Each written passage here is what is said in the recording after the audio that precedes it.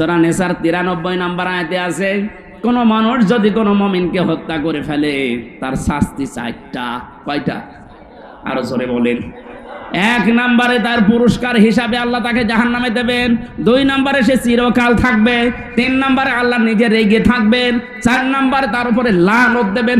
3732 জন মানুষ আপনি 5 তারিখের আগ পর্যন্ত মেরেছেন, আপনি নিজে মেরেছেন, আপনার হুকুমে মারা হয়েছে। কথা বলেন না কেন?